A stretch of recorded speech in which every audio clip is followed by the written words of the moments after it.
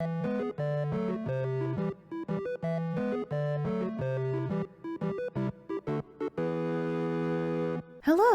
and welcome to Stephoodle. I am, queerly, Steph. And it's July now, and Pride Month may technically be over, but I have the same opinion about Pride as I do Halloween. It can and should be celebrated anytime your little heart desires. And for that matter, now more than ever, important social issues and human rights should not be relegated to a single month.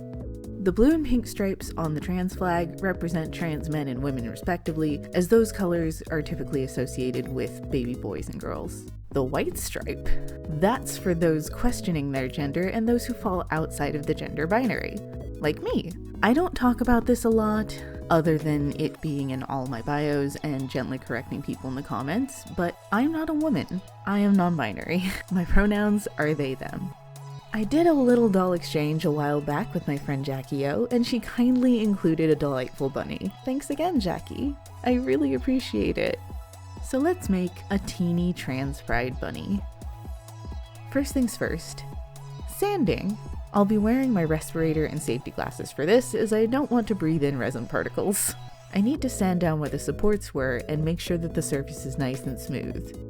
I was literally not prepared for just how tiny this bunny is. Like, I knew it was small, and I've seen them customized so many times at this point, but until it's in front of you, you just don't realize how small it is. It's technically my second BJD, as I have a Frapzilla Bloom kit that I got first, but I haven't had the chance to put her together yet. Hopefully before the end of the year, and there will be a video. Because the head cap doesn't quite fit flush with the head for some reason, probably just got warped by heat or something, I'll need to sand that down as well to try and give it a better fit. It doesn't turn out perfectly, but it's close enough for me. I wipe the pieces down with an alcohol wipe to make sure I get rid of all of the resin dust. Now, because I had to sand down the head cap, the place where the magnet goes is a bit thinned out and I'm worried it'll break. So I mixed up the teeniest bit of epoxy sculpt and shore up the area. It won't be seen since it'll be on the inside, so I won't need to sand or paint it. While that's curing, I use a hand drill and a tiny bit to drill holes through the arms and legs. Instead of wire, I'm using sewing pins because they're a bit stronger. I snipped the head off of 2 pins. I pass a pin through the holes I drilled in the arm, blunt side first, and I dip that end of the pin into superglue, and then pull it back into the hole to glue it in place. I repeat for the other arm. Once secure, I trim off the excess and add a tiny bit of superglue to the other side of the pins. Then I do the same thing for the legs with the remaining bits of the pins.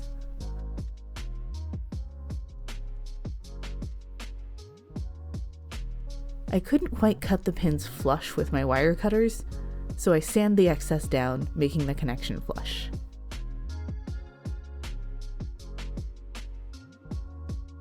I need to add magnets to the head and head cap. I have some 2mm neodymium magnets that I bought a while back by mistake. Sometimes I still get my metric and imperial conversions mixed up, and I thought they'd be bigger, but they're perfect for this project. I drill the holes a bit deeper with my hand drill and glue the magnets in with super glue, making sure I don't glue them backwards. One set of magnets didn't seem to be strong enough to hold the head cap on securely, so I later added a couple more to make 3 points of contact. I attach the various parts to bamboo skewers with blue tack for easier handling, and spray everything with a couple of layers of Mr. Super Clear UV Cut Flat, leaving 30 minutes in between each layer. The bunny is already pink, so I'll be using chalk pastels to create a gradient to light blue on the arms, legs, and ears. I'll also be adding some blushing with pink, and some white to the belly and muzzle. Once I can't build any more color, I give the parts another spray of MSC, and keep working layer by layer. I'm also adding macropearl PearlEx powder on almost every layer, because why not?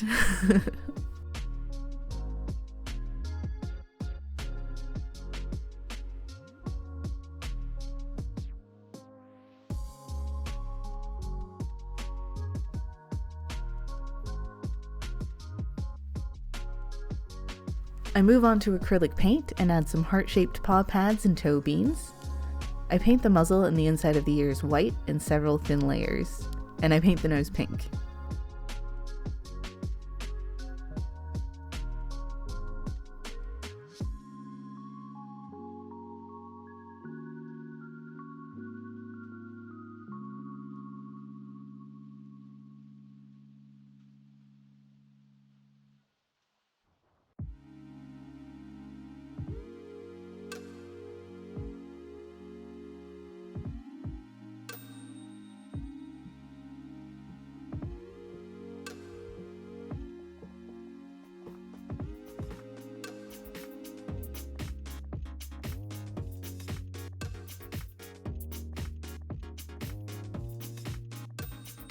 I picked up the pigment from a sky blue watercolor pencil with a brush to paint the lash line and add a white highlight to the inner corners of the eyes.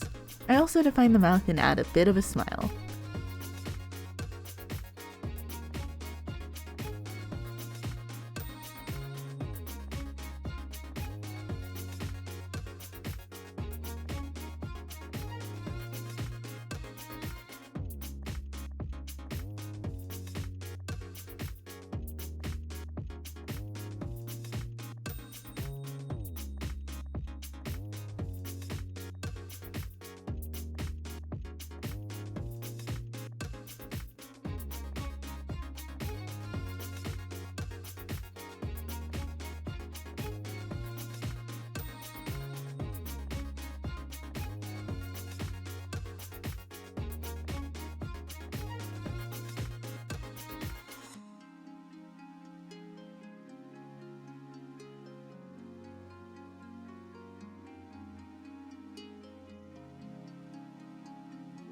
With a final generous layer of sparkle and a couple more sprays of MSC, the body blushing and simple face up are all done.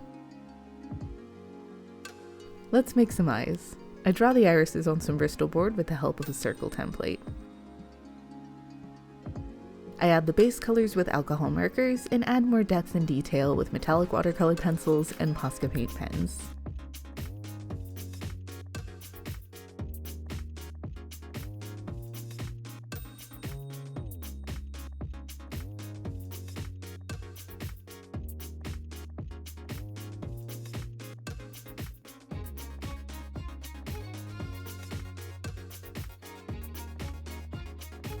I actually ended up having to remake these as the first pair of eyes I made ended up with a few bubbles in them, but the process was exactly the same. So here are the newer irises after I cut them out.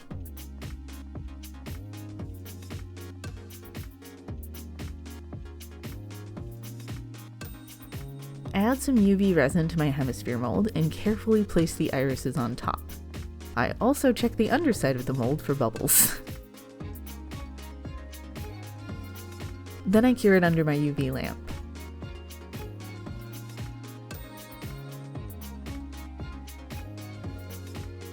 I mix the remaining resin with white and a single drop of pearl white pigment because I think that looks really nice, and fill the rest of the mold.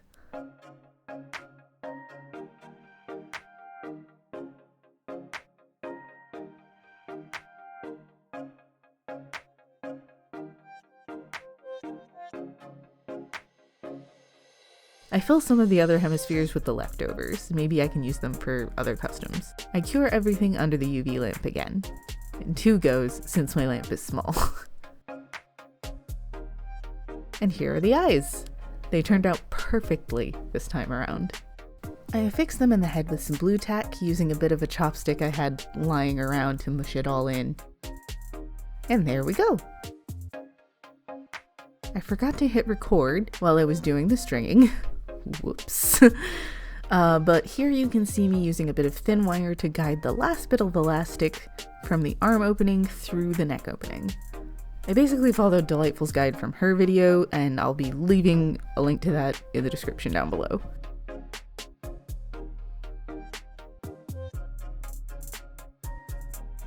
I guide the elastic through the head and pull it taut enough for the doll to hold a pose.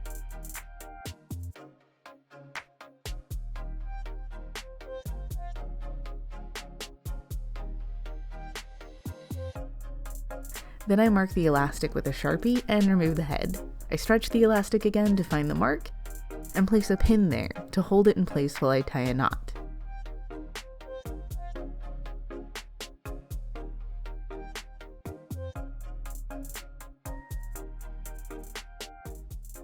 Then I remove the pin and put the head back on.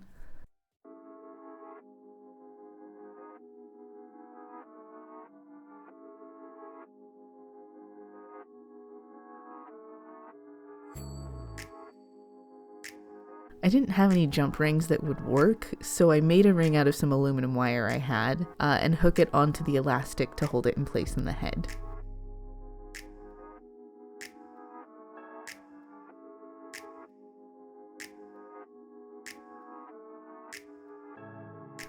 Then I trim the elastic and place the head cap on.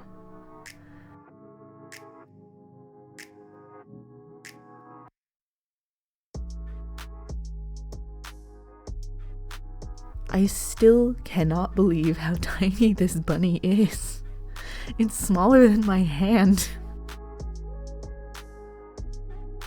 I decided to make a little top for the bunny, something to wear to a pride parade. So I added blue and white stripes to a bit of holographic trimmed pink ribbon. The first one came out a bit wonky since I tried painting the white stripe first, so I redid it starting with the blue stripes and it came out much better. I had Velcro I salvaged from other doll clothing, though I do replace this bit later with a different piece, as it didn't want to stick to the other Velcro for some reason.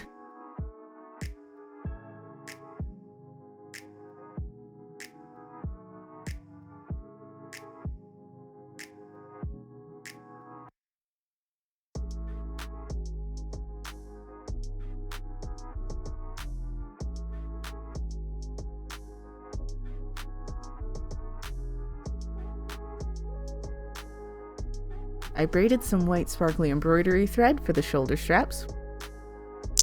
I ended up liking it better as a halter top though, so I only attached them at the front.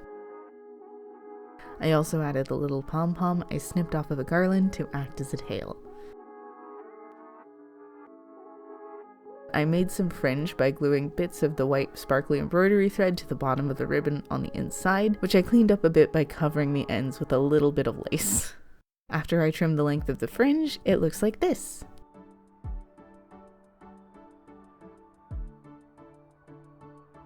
And now our trans pride bun is complete.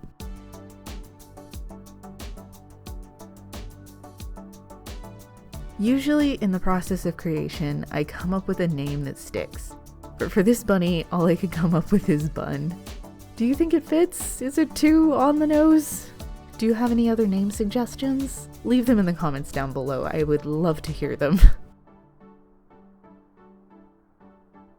I'd heard working with resin BJDs was different to working with vinyl, like on fashion dolls, but for some reason I thought it might have been at least sort of similar to hard vinyl.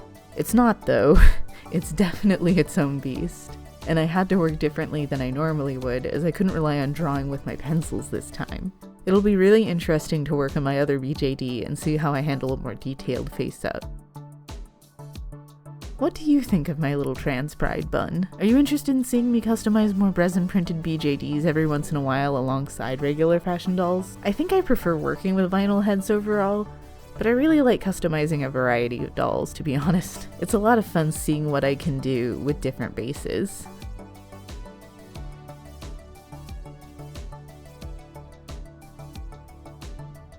If you like this video, give it a thumbs up, subscribe if you'd like to see more from me, and click the bell icon to get notified every time I post a new video. All of my socials will be linked down below, and as I've said before, I am most active on Instagram. And if you really like what I do and you want to buy me a coffee, a link to my Ko-fi tip jar is down there too. Remember that trans rights are human rights, and until next time, bye!